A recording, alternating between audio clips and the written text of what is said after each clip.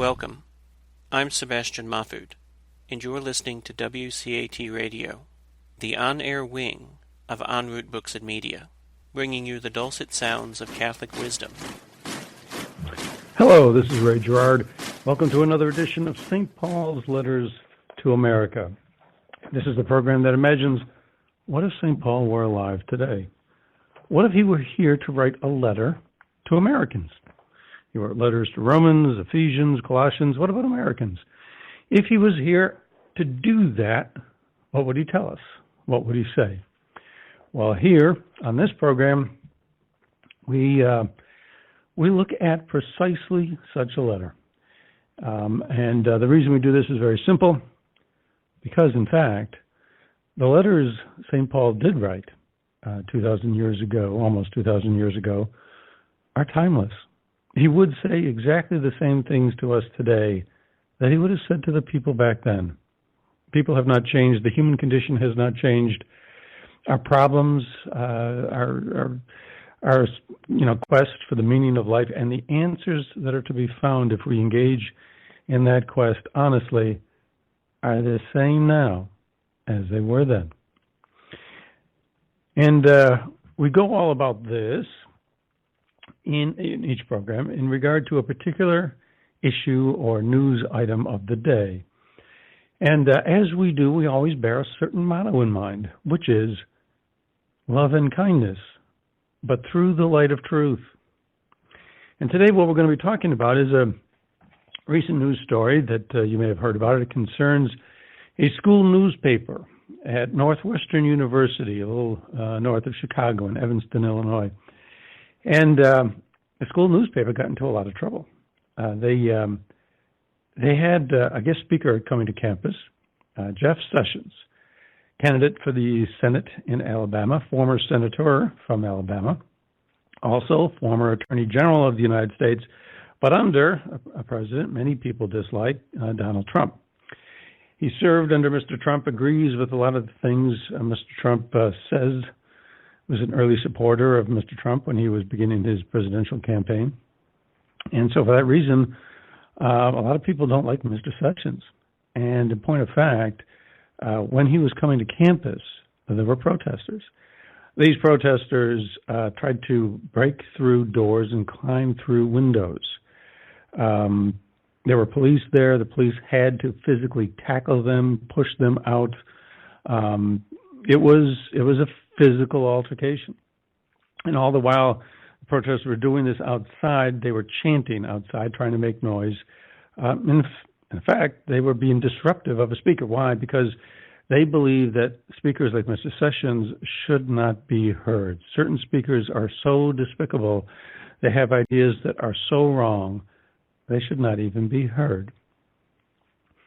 In any event, the school newspaper, the issue here today is not really the protesters, Mr. Sessions, or what actually transpired at the event.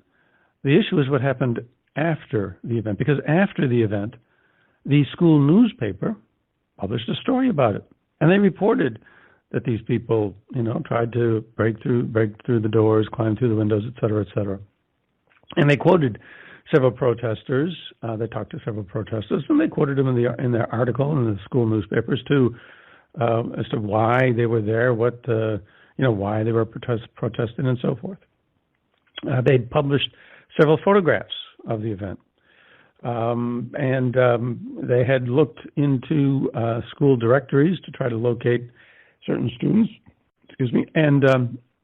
And afterwards, text messaged them, asking them if they wanted to be interviewed with regard to the pending article. Well, all this was seriously wrong. A firestorm broke out. A tremendous backlash ensued, where people accused the newspaper of being hurtful, of re-traumatizing the students. The students had gone through the trauma of having a man like Sessions visit their campus, and now the school newspaper itself was reinstigating and renewing the trauma. And they were also outing the students. They were publishing names and photographs, and so students could be subject to discipline All because of what the newspaper did. I mean, did not the newspaper care about these students? Did they not care for the potential harm that was going to be caused to these students? Not to mention the harm that was caused simply by the words of the article. And that is something a lot of students feel today, is that words can cause actual harm.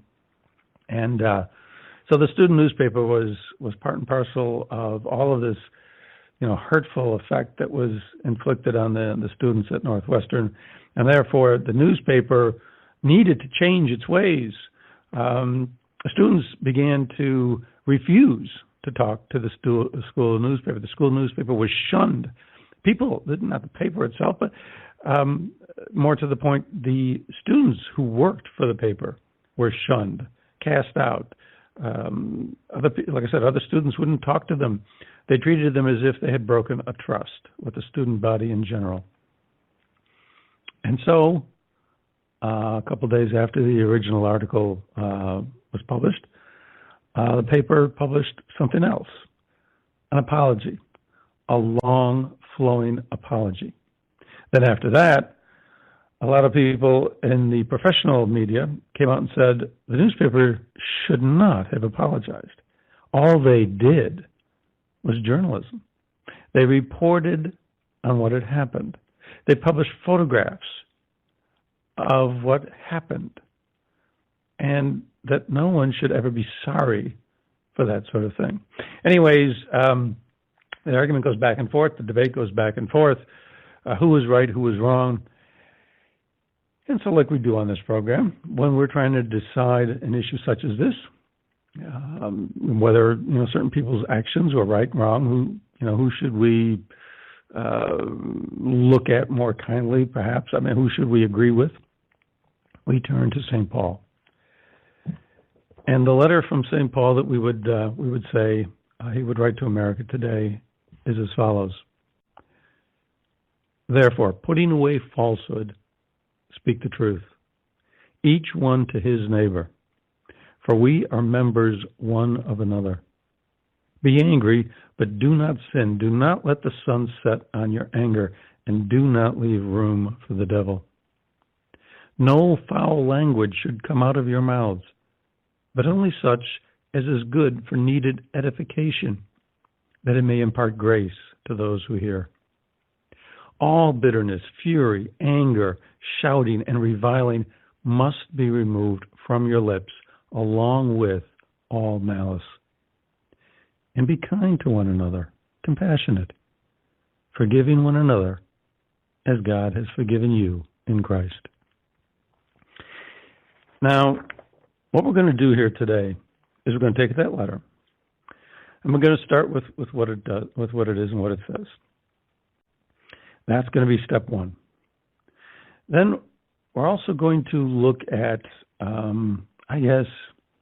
what you might consider childhood church teaching, basic church teaching, fundamental church teaching on the 7 deadly sins, 7 lively virtues, and just look at it from a sin-virtue point of view.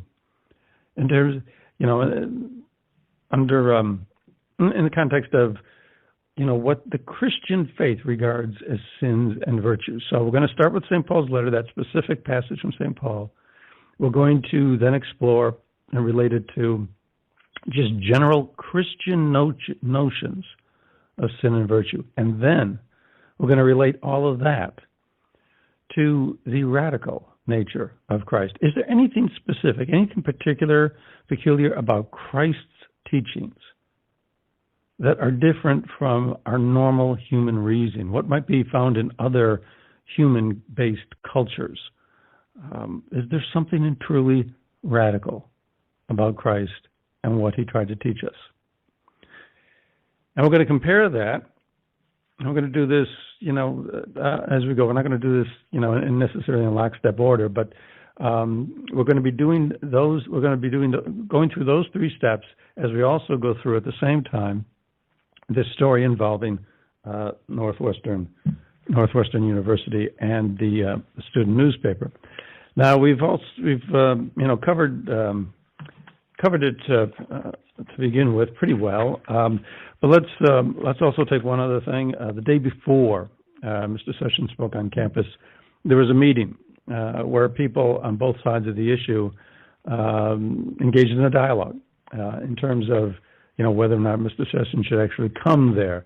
So students were actually going to discuss this openly. Generally speaking, a good thing. On one side of the table, there were people on the conservative side who said, there's one gentleman there, he was, I think he was a representative, vice president of the College Republicans. Anyways, he said, the people who are being attacked every day on this campus are not LGBTQ students or people of color. They are conservatives. In response, there was a political union member on the other side of this question who said, Northwestern should lean further into its status as a primarily liberal student body. So the lines were drawn before Mr. Sessions ever came, but then, as I say, he did arrive. Another thing I should mention is that as students entered the hall, as they entered Lutkin Hall to hear Mr. Sessions speak, they were booed. There was a crowd of people standing outside who booed them. So just picture this now. Now, we don't have the benefit of any photograph that we can see in a newspaper article, but picture this in our mind's eye, if you will. You have a group of students entering into a lecture hall to hear a guest speaker come and say whatever he's going to say. And as they're coming into the hall, you have other students, fellow students, colleagues on campus, if you will, booing them. There's obviously hostility and rancor between these two groups. It's not a pretty sight. But that's what happened as they entered. Then afterwards, when they were coming out of the hall, the same thing transpired. And in the meantime, the police were outside trying to keep order. And, there were chants against the police, something about, hey, corrupt police, hey, ho, corrupt police have to go, things of that nature. And it was basically, there was one protester who said, this is a quote from, this is a protester who was quoted in the Northwestern, it's called the Daily Northwestern, it's the name of the paper. It was a protester who was quoted in the article. The name of this person, I don't believe appears in this article. I think when I retrieved the article online, at least the name of one person, there was a note in the article, the name of at least one person had been removed for the so-called safety of that student. But in any event, the protester said, quote, "We absolutely in no way, shape, or form think Jeff Sessions should be allowed to come to campus." This person said this quote was named. Anyways, quote continues, "We're saying that we're surprised the college Republicans chose someone with such terrible views." Close quote. So this was the nature of the view of the protesters, that they had to come out. I think I read another protester who said that by protesting you actually can do some good, and it seems like a reflective comment, at least from the inclusion of this comment in the article, that it was fairly reflective that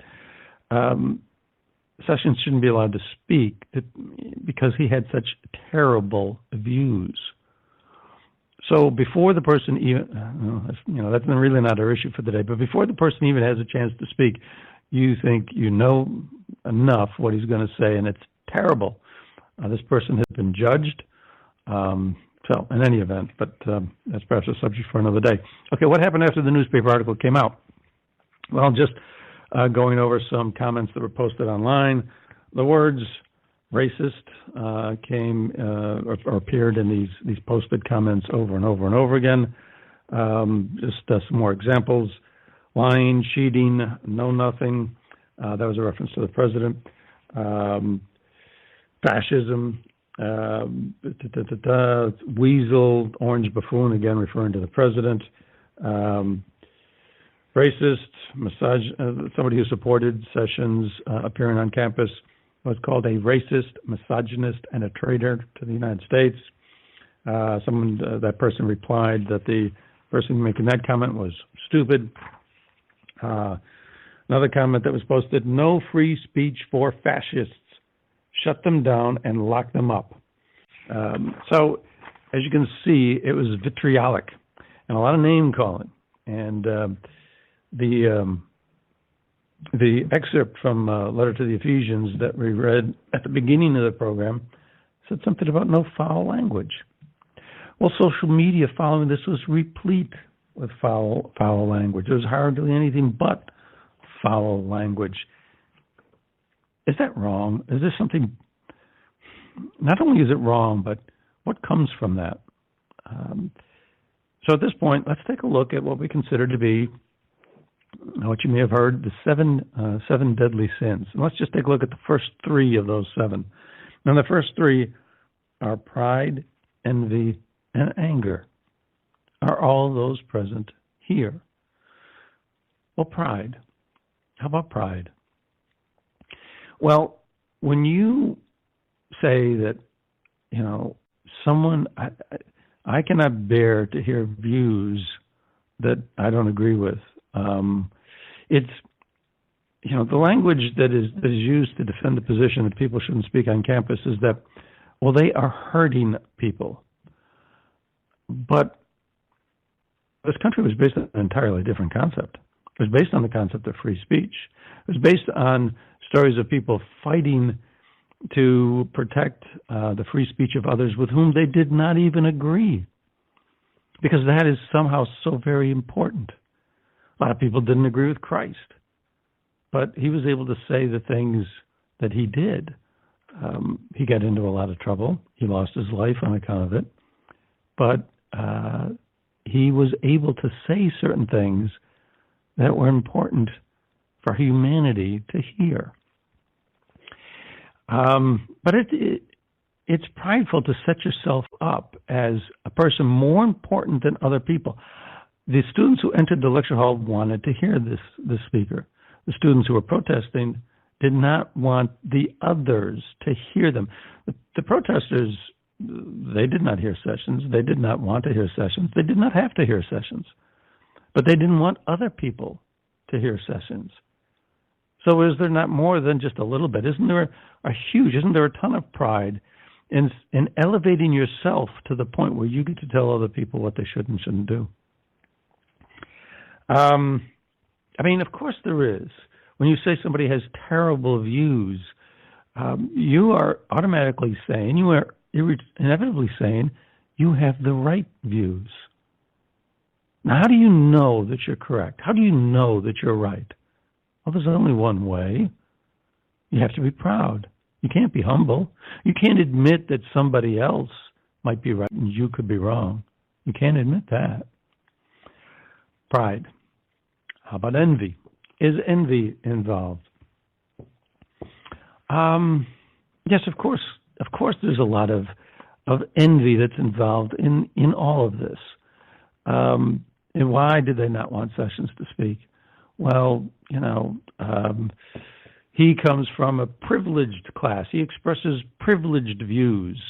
There are people, the people. Who are the people that he's hurting? He's hurting people in these marginalized groups. Who are marginalized peoples? Well, you could say people who make this case often say they talk about people of color. They talk about Latino Americans. They talk about women, the LGBTQ community. These are really marginalized groups. The other people, the people who I guess you would say Mr. Sessions is affiliated with, at least the opponents of Mr. Sessions would say that, are the privileged groups, the people who enjoy privilege in this society, in this culture. They're your typical white male, for example. So there's envy, is there not? There's at the heart of this is some kind of class distinction, the communist notion of class struggle. One person, one group of people has it better than another group of people. It is a sense of dividing us. You have students walking into this lecture hall being booed by other students who go to the same school, go to the same classes with these people. They are divided. It is a divided community. It is a divided campus society. Division. People of the same group against people of that same group. That's what envy does. What else do we have? Anger. Oh, well, you can easily say, from what we've already discussed, anger is quite evident in all of this. There's a lot of anger. All right. Well, what do we have instead? What are the basic Christian notions of virtuous conduct that would be in opposition to these three sinful behaviors? Well, instead of pride, we have humility. If people were humble, if you admitted somebody else could be right and you could, would you insist to the point of physically engaging with the police? Would you insist that these people not be able to hear somebody that they wanted to hear? Would you insist that their rights of freedom be impeded? That their ability to, engage in a discussion they wanted to, would you insist they not have the freedom to do that? No. Instead of envy, what about thanks? What about gratitude? What about instead of trying to divide class versus class, we were just simply thankful for what we had in this country? Some people have more than others, to be sure. But do we all not owe thanks to God for what we do have? Does not every person who graces the face of this earth have the obligation of giving thanks to God for their life? Were we all not nothing at one point in time? If you go to St. Francis de Sales' Introduction to the Devout Life, you'll find that the very first meditation that he recommends to people if they're trying to embark on a devout life, the very first meditation he gives is, well, consider yourselves before you were even conceived in your mother's womb.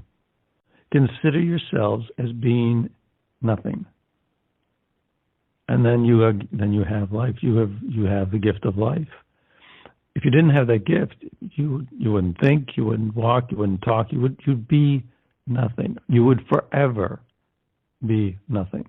So let's start with that. We all need to give thanks for that. And then how about what you do have? Are we in a gulag in the former Soviet Union, where you should be worked in torturous conditions, slowly starved to death? Are you in a Nazi, concentration camp, headed for a gas chamber? Were you a slave in the old Roman Empire? As bad as whatever situations we all have in life, and we all have problems, it could always be worse. And to some extent, we should all be thankful. What is that more of a healthy mindset? What is the type of behavior that would come from a person who is generally thankful versus a person who is generally envious and resentful of others? And then instead of anger, what about forgiveness? What about forgiveness? Would anybody be willing to forgive Jeff Sessions? Would anybody be willing to forgive the orange buffoon? Would anybody be willing to forgive these college Republicans who want to listen to a man like Sessions? Yes, but you'd have to apologize first. I've run into this type of attitude where people who don't agree with you will say, "Okay, it's okay. What you did was okay, but you first have to apologize. Even if you didn't think you were doing anything wrong, you have to apologize." And often enough, those same the experiences that I've had where that occurred in those same settings, I've been told I can't speak about certain things. I've been told that hate is more powerful than love, and to say the opposite is something I'm not allowed or shouldn't be allowed to say. It's a way of thinking that is not humble. but it also doesn't forgive. And of course, the two go together, do they not? Because if you're humble, you realize that you've done wrong, and you want other people to forgive you. And does that not take us right back to St. Paul's letter, where he talks about, the very last line of the letter we quoted talked about, forgiving others as we want Christ to forgive us. There's a difference.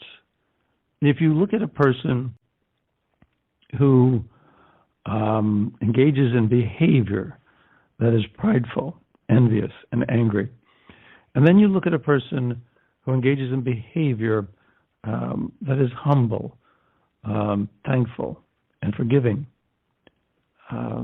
if you had a choice to be one of those two types of people, or if you had a choice, because no one's ever a certain type of person all the time. We engage in behaviors of that fall into certain categories at one time or another. So if you had a choice of behavior that was more often than not of one side of this dividing line that we're drawing versus another, which would you rather be?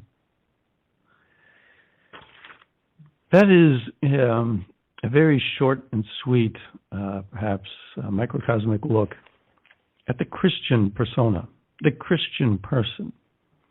And it is a radical departure from what normally, in other cultures and other times in our history, has been regarded as the appropriate way of thinking. That's why Christ himself was so radical. That is in fact why he had to be put to death. That is why his ideas were so dangerous. We should be forgiving. We should be kind. We should be thankful, even for our problems. That's radical. Thankful for your problems. If somebody strikes you on the cheek, offer them the other. That's radical. And there's no other word that would describe it as well. So where does that leave us? Well, let's see. Back to our story. Back to Northwestern University.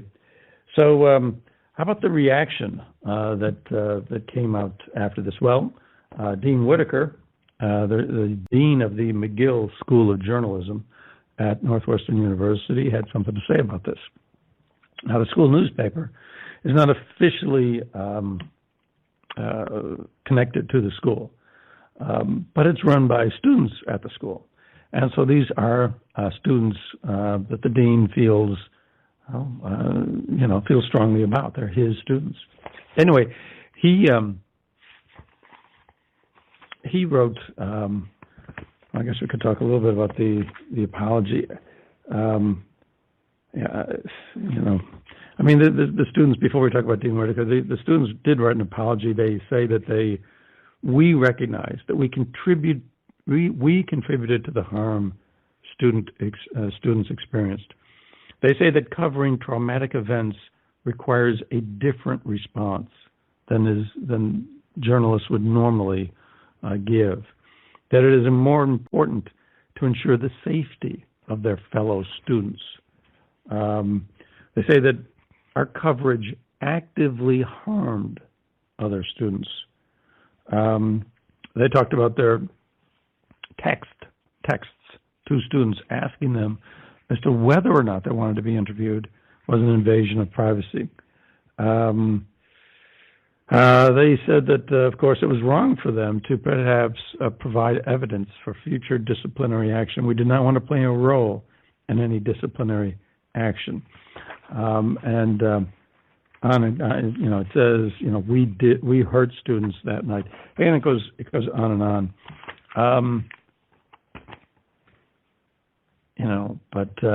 So then, as I say, Dean Whitaker had his own response to all of this controversy, because he apparently was approached by some of these same activists. Some of the people who complained about the paper also complained to Dean Whitaker about the paper and asked him to issue a statement or take sides with the protesters and perhaps play a role in making some changes in the policies of the newspaper. Anyways, he started off by a quote from the Washington Post president and publisher Philip Graham, who talked about journalism as the first rough draft of history. And isn't that so true? The first rough draft of history. The report, and as a matter of fact, it's probably better than a lot of historical hindsight, because it's just the raw data, the raw facts of what happened that is reported by good journalism on the scene. He talked about journalists as having a difficult role to play because they hold a mirror up to society. He complained about the vicious bullying and badgering that the students on the newspaper had to experience after the publishing of their article. And he talked about the fact that publishing photographs of an event or quoting protesters at an event could hardly be seen to be wrong, because the protesters were engaging in a very public act out in the open in a way that they were trying to garner attention for themselves.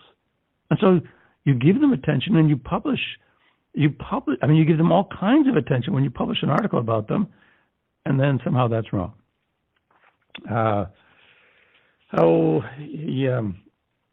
He talked about that they didn't actually invade anybody's privacy. They didn't rummage through trash cans or break into people's offices or dorm rooms.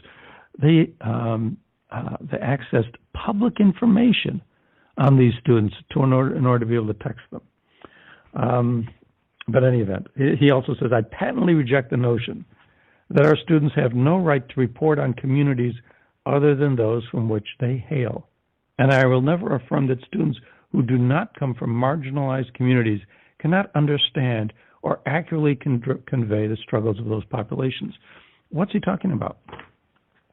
He's talking about what I referenced earlier. Certain people are not supposed to be allowed to talk about the problems of other people. And if we actually agree with that, where will that lead? That will lead to alternate groups never being able to understand each other. If you can't talk about it, if you can't write about it, if you can't think about it, and you just have to accept one person's view of it, and a whole group of other people can't, there will never be an interchange. What did St. Paul say? He said, speak the truth. How are we going to find the truth? How are we going to be ever able to understand each other?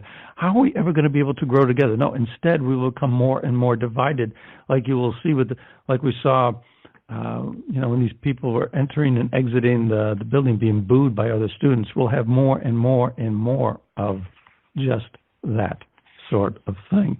And is that a healthy way for us to be? Again, let's consider the difference between one way of thinking and another way of thinking. The Christian way of thinking is be humble, turn the other cheek, let the other person do things even if they are hurtful to you. But here we're told even simply reporting on what somebody does is so hurtful you can't do it. We're told feel hurt. Where the protesters and the people in marginalized communities are being told feel hurt, feel worse about the hurt. Feel the hurt worse and worse, and get angry at other people because of it. That's not the Christian way. There is a difference. There is a dramatic difference between the Christian view and a different view. Christian view is, as they say, allow yourselves even to be hurt for the sake of other people. And Dean Whitaker went on. He talked about how chilling it is to good journalism when effectively, mob rule can silence people reporting on things that happen in our world. If we can't report out, then other people won't know about it. We are going to be worse off as a society as a result of that. Well, we've touched several times on this idea that Christ spoke in a way that was radical. Well, what do we mean? Well, once before on this program, we interviewed Deacon Bob Evans, who wrote a book, Walking the Parables of Jesus. And in that book, he explains a lot of what was radical about what Christ said. One thing Christ said was that he came for all sinners. He's asked, why do you hang out with sinners? And he explained very plainly that he hadn't come for all sinners. That sinners are close to the heart of God. That God holds them close to his heart. And why doesn't he? Of course he does, because he wants them to repent. That was obviously the message of St. John the Baptist, who said that he was just simply, a forerunner for Christ. And he wants us to come back to him. He wants us to give up, sinful ways, which involve hurting others. In one sense or another, all sin involves hurt. It creates some hurt of some nature to someone. Perhaps sometimes even if it's just simply to ourselves, sin does involve hurt. But more often than not, it involves hurt to others. That's who Christ came for. I mean, if he only came for people that were already saved, who didn't need saving, who didn't need to repent, would he have even needed to come in the first place? Of course he came for sinners. But that's a radical concept. The Jews believed you had to follow the law. The people who were the bad sort, Jews, Romans, you acted properly or you didn't act properly. And that's how you judged people. But Christ had a different view. Besides just, being there for all sinners and considering sinners as being as being held close to God's heart. He also said that people should be judged on their intent. He told the parable of the prudent and wicked servants. And at the end of the parable, he talked about that a servant who knew the will of God and acted against it was going to be punished more harshly than somebody who simply did wrong, but didn't really know the will of God, didn't really know how wrong it was. If you beat up on a slave, but didn't really know that it was against the will of God, you're going to be treated more harshly. You deserve, more harsh treatment than someone who knew that it was the will of God that you treat your slaves well and then didn't.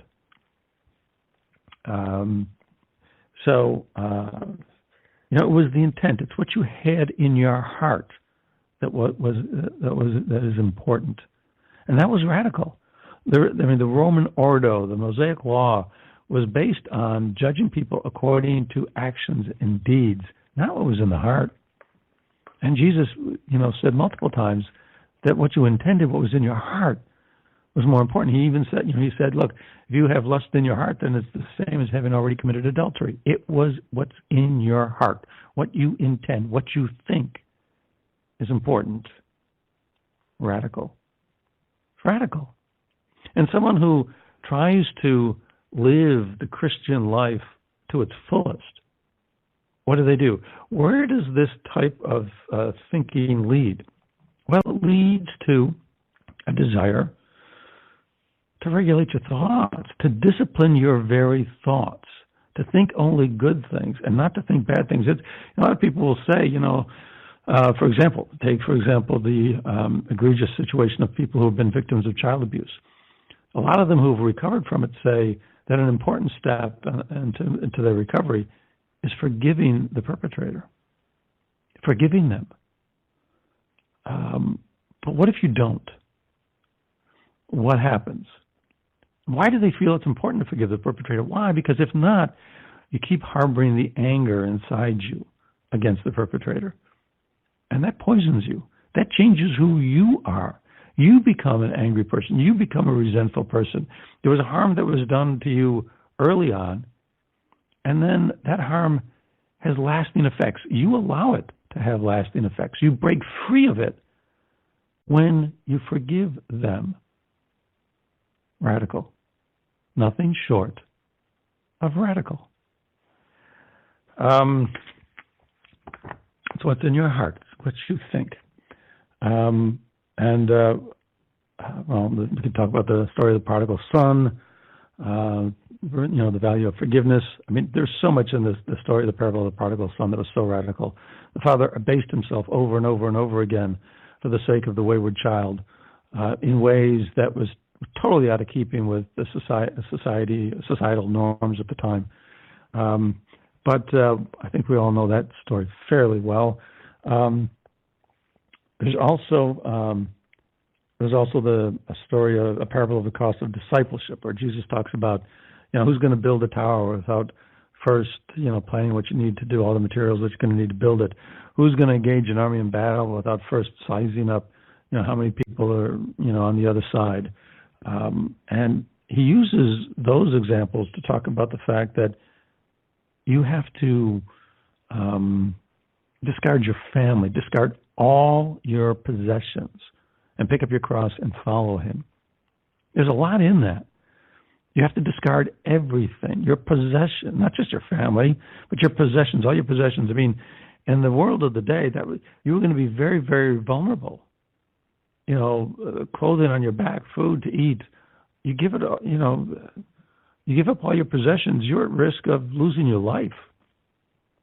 You run the risk of not being able to survive. Give up your family. That's not radical.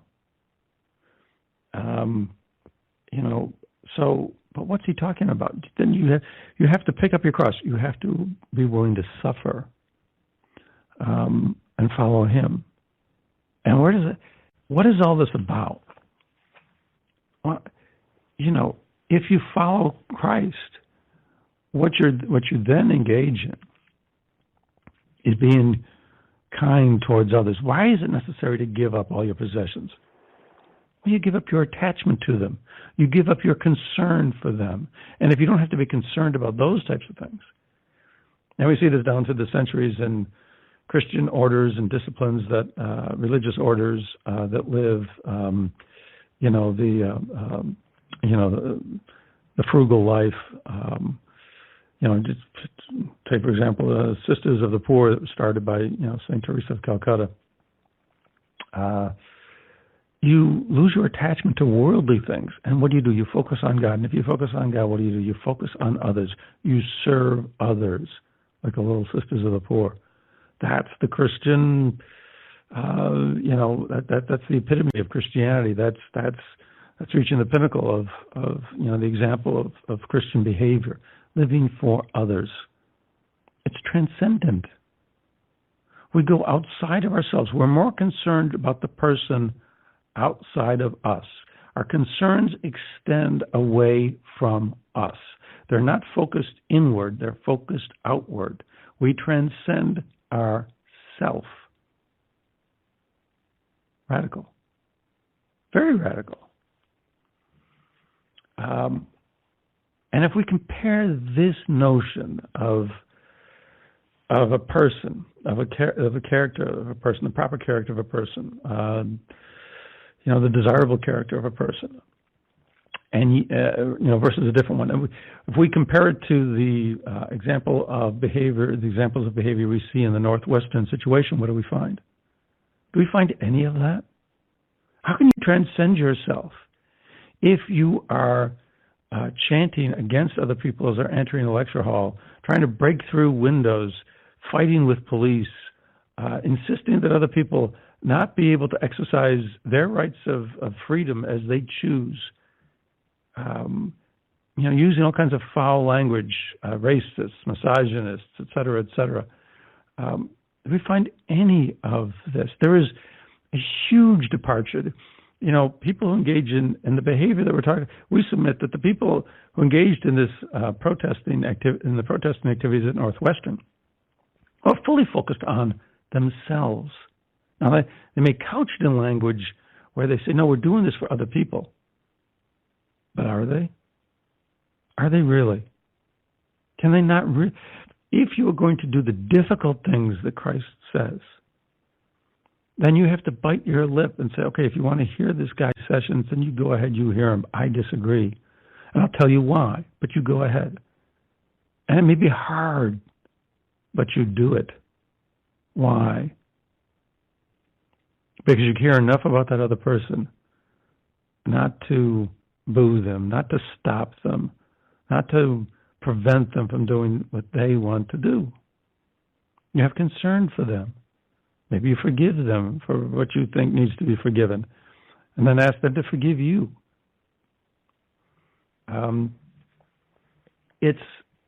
It's a different way of looking at people and how people should behave. But we find this, we find what we see in Northwestern in our culture today more and more. We find it in a situation that occurred at Harvard not too long ago.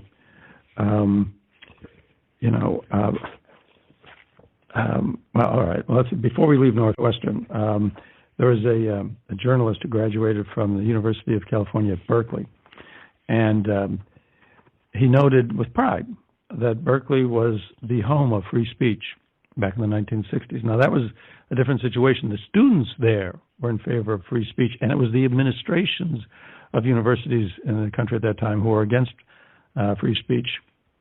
And yet Berkeley was the champion for this student movement. And now he notes, sort of with regret, that in fact what's going on here is the reverse. The students are against free speech, and the administration is the one saying, no, we ought to allow certain speakers onto our campus, and we ought to allow free speech. But he talks about the fact that there was a woman, I guess it was the former chancellor at the university, or maybe current chancellor of the University of California, Berkeley, who was trying to explain why this is going on, why these students are not doing what they're doing. And the explanation that she came up with was the fact that, well, students are brought up being taught in regard to anti-bullying, that you shouldn't be bullying other people, that little grade school children need to avoid at all costs bullying other students. And then they see a speaker like Sessions as someone who uses language that is bullying. Well, I would take exception with that for two reasons. One, first, you're doing nothing other than bullying when you're chanting against people, against fellow students as they're entering a lecture hall. When you're calling them names, that's bullying. When you try to break down doors and bust through windows, you're bullying other people. This is nothing other than bullying other people. But beyond that, I think your explanation falls short in this. It doesn't get to the core of the problem. The core of the problem is a different perspective on what a person should be. There is the Christian persona, the Christian model for being a good person, versus the model that we have today of someone who is woke. President Obama recently came out and spoke against the cancel culture. When you're so woke, what he was talking about was the fact that when you're so woke to the problems of others, that you're able to scrutinize and find the slightest flaw. You are so in tune with the problems of others that you are able to be sensitive to and find the slightest flaw, the slightest microaggression in words used by another person. And if you find that the words used by another person, maybe on social media, primarily on social media, then you chastise that person. You call them out and you cast them away. You shun them and you try to cancel them out. And he said, that's not political activism. That's not effective political activism. That's not political activism that does good for the country. All that does is breed contempt and hate. And the funny thing about it was, one of the reasons why he spoke out against it was, he's got a daughter at Harvard University, and he finds this sort of thing going on at Harvard University. And why do we mention that? Because a similar event to what happened at Northwestern happened at Harvard not too long ago. There was a protest. There was a protest. There was an event being held on campus calling for the abolition of the Immigration and Naturalization Service, ICE, the Border Patrol, and they published an article. The student newspaper, again, the student newspaper for Harvard, published an article, and there was one line in the article that said that they had contacted ICE for comment about their own abolition and whether or not they should themselves be abolished. But anyways, they contacted ICE for comment and did not receive a reply. That was it. And that was enough to earn a huge backlash against the newspaper. How dare they contact ICE? Because that could have been outing illegal immigrants on campus. You could be alerting ICE to the fact that there's an event on campus, protesting ICE, and maybe, ICE would get tipped off and then come and maybe find some illegal immigrants. But it was more the idea of, just contacting the other side, talking to these other people. That these people are the perpetrators of all of this, all of these atrocities against families. They separate families. They do all these terrible, horrible things. And how dare you try to even talk to them? And it created a huge backlash on campus. And then the undergraduate council, the undergraduate student body itself came out and discussed this and voted in favor of these people chastising the newspaper. There was a petition that was circulated to demand that the newspaper apologize and never do this again. Again, handcuffs on journalism. Again, only one point of view is allowed. Do not. What is the truth? We know what the truth is. When St. Paul says, "Speak the truth," you speak our truth and none other. And then, if you've got a different view, you cannot speak. So that was Harvard. And President Obama's got a student there. This very same thing is going on there. And then President Obama speaks out against this. Why? Why? Is this right? Is this wrong? Is there something different about the Christian mindset, the Judeo-Christian culture that we grew up in? Richard Dawkins has been a fierce opponent of religion. As a matter of fact, as recently as 2015, he was supporting efforts or calling for efforts for the government to actually intercede to prevent parents from passing on their religious faiths to their children. He wanted the government, we have this idea in the country of separation of church and state, because England used to be a place where you had to belong to the Church of England. And if not, if you were Catholic, for example, you could be severely punished. You could perhaps lose your life. And so we, developed a country. We gave birth to a country that was supposedly founded on a very different principle. And here in that same England today, as recently as 2015, only a few years ago, he's saying the government should now have a different church, the Church of Atheism, and it should again restrict its people in their religious beliefs, so much so that it should prevent parents from passing on their faith to their children.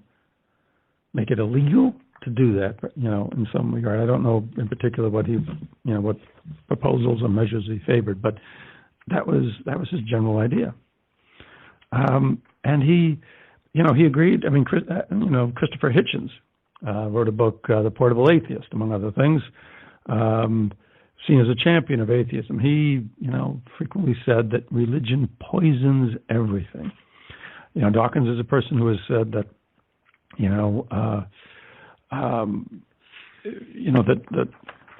that we should be better than, we should be able to know for ourselves, right and wrong. We shouldn't need to rely on religion to tell us that.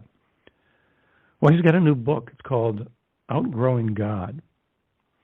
And in regard to that book, he recently gave an interview to the Times in London, and he said that ending religion would be a terrible idea because it would give people a license to do really bad things. It was Dostoevsky who said, basically, if God is done away with, then everything is permitted. And now Dawkins seems to be saying the same thing. He said with regard to his book, quote, "Whether irrational or not, it does unfortunately seem plausible that if somebody sincerely believes God is watching his every move, he might be more likely to do good. I must say that I hate that idea. I want to believe that humans are better than that. I'd like to believe I'm honest whether anyone is watching or not. But now he seems to be having a different idea, that we should, in fact, keep what he's calling benign Christianity. It does some good. Why is he saying this? Why is he doing nothing less than a 180? He's coming. This is shocking. For Richard Dawkins to take this view is shocking.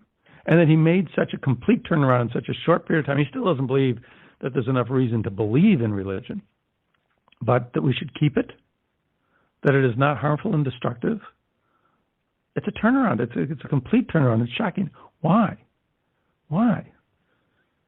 Is it perhaps we don't know basic moral truths? When we have a governor of Virginia saying, well, if a mother wants to have abortion, she's carried a baby all the way to term, and the baby. She's carried the baby for 9 months.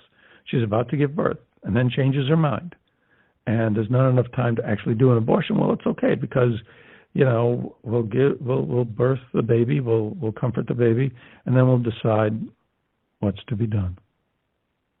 I mean, he actually said this on a radio program in public. Did he not even know what he was saying? You decide one thing or the other. You decide, okay, we'll keep the baby. Okay, that's one option. What if you decide, no, you don't want to keep the baby? Do you kill it? A living, breathing human person? Could he really not know what he was saying? Either way, it's bad. I mean, either it's very callous or worse.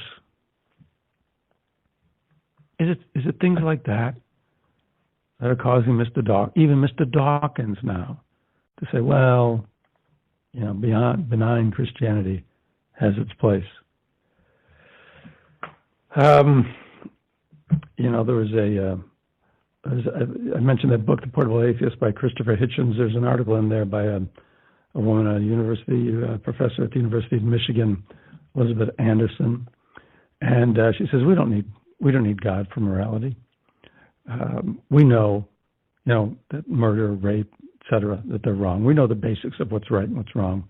She wants to have a system where we each have the right to make claims against one another, and it's going to be we're going to have a society based on reciprocal claim making. And that we then have the right, we have the authority to give reasons for our claims, and that as a society we'll decide what claims are correct.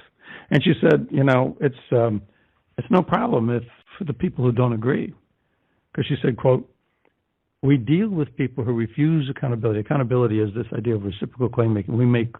You make claims on me, I make claims on you. But the question, of course, is who decides? Who gets to decide? Well, I guess the inescapable conclusion is the majority of society decides, which is also another way of saying mob rule. But what about people who don't agree with that sort of accountability to the group? We deal with people who refuse accountability by restraining and deterring their objectionable behavior. We force it on them. Christ said he came for sinners. Modern university professors say, we decide who's right and who's wrong, and if you don't agree, we force it on you. There is a Christian persona. It is radical. It is different. It admits it's based on the fact others are more important than us. It's transcendent. We extend our view away from ourselves to the other person. The modern view is the reverse. Question is, which do you prefer? This has been another edition of St. Paul's Letters to America. I've been your host, Ray Gerard, for another hour that we hope you have found engaging. We hope that you found it edifying, that perhaps you've learned some things, become aware of some things you haven't before, and we hope you'll join us again. Until next time, thank you, and God bless. Hi, everyone. Dr. John Acquaviva here, author, professor of exercise science, and host of Faith in Sport on WCAT Radio. Please join us as we discuss current events in the sports world, bring on inspiring guests, and discuss how our Catholic faith impacts all who are involved in sport. the athletes, the coaches, the referees, and yes, even the fans. So join me, Dr. John Aquaviva, as I discuss my two favorite topics, my faith and the world of sport, on the Faith in Sport Show here on WCAT Radio. We hope you enjoyed the program and will join us back for another show on WCAT Radio. This is Sebastian Mahfood. Good day.